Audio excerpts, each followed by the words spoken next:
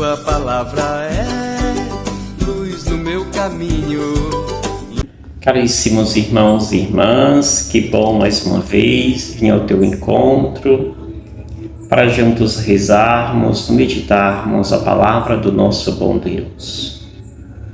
Comece mais uma vez este dia valorizando e voltando sua atenção à sua respiração.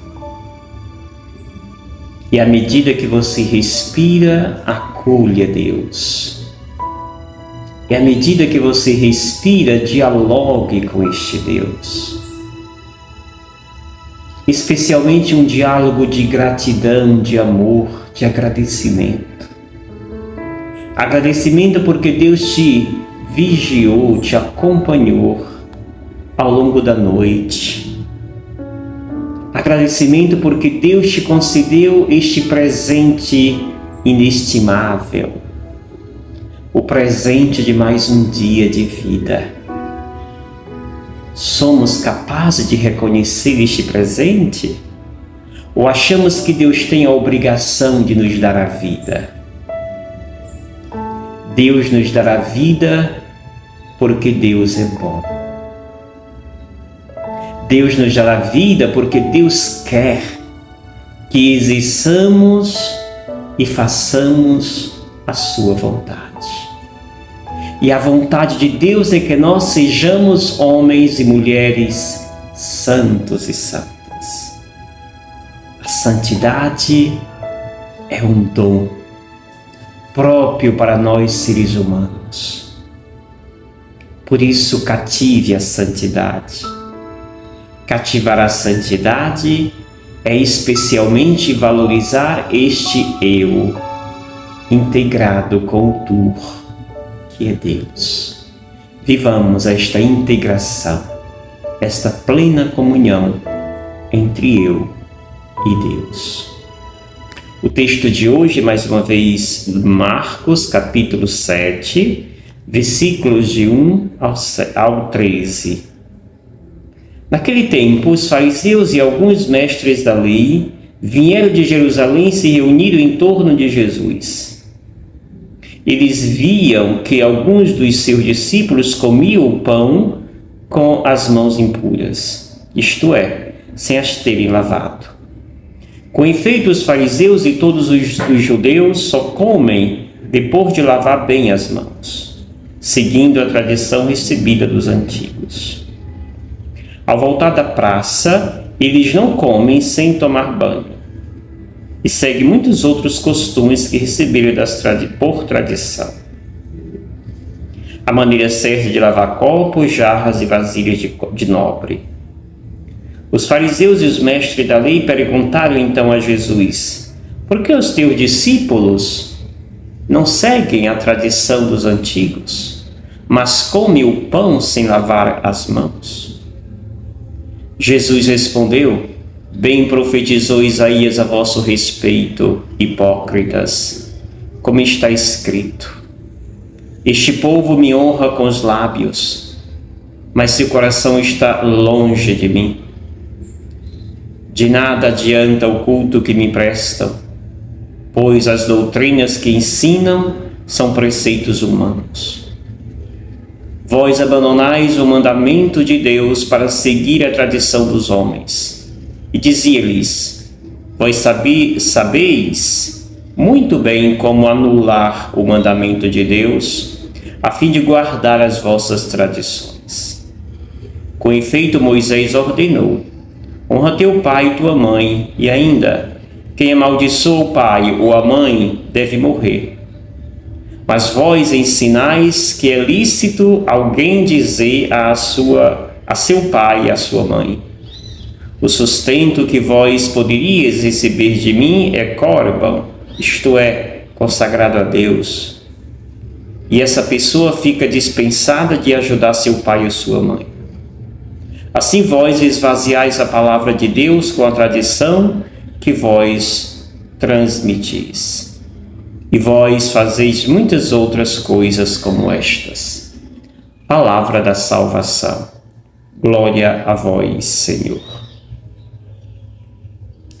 Amados irmãos e irmãs, dois retratos muito nítidos aparecem neste Evangelho.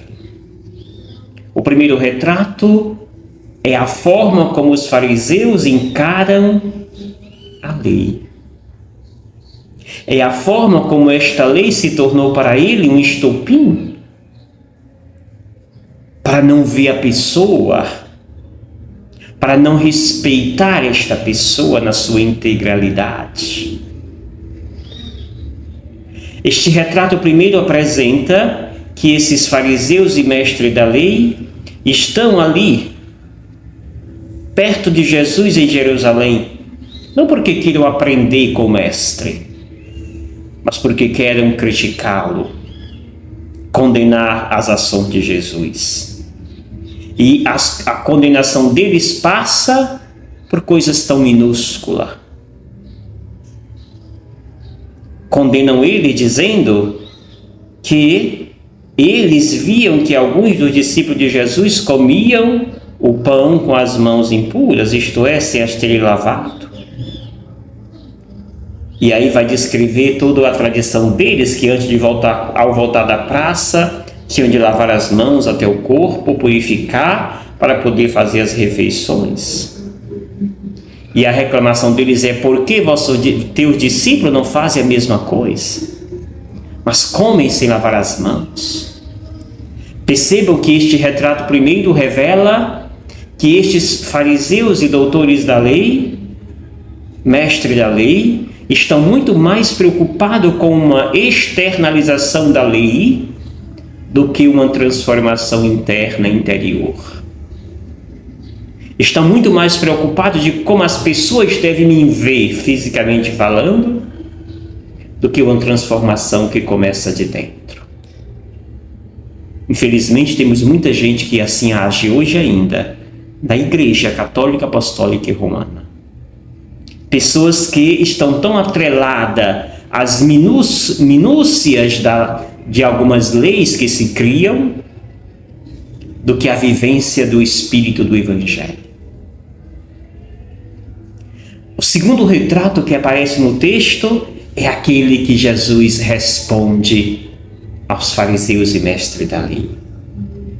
E Jesus lembra o que profetizou o profeta Isaías, chamando-os de hipócritas. Hipócrita é aquele que age segundo suas máscaras, que se esconde de trás de belas máscaras.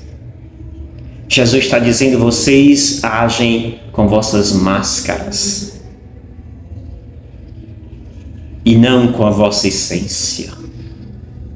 E continua dizendo Jesus: vocês abandonaram o mandamento de Deus para seguir as tradições dos homens. E vocês sabeis muito bem como anular o mandamento de Deus a fim de guardar as tradições. Sim, os fariseus esqueceram o espírito da lei mosaica para viver os detalhes que eles criaram para esta mesma lei.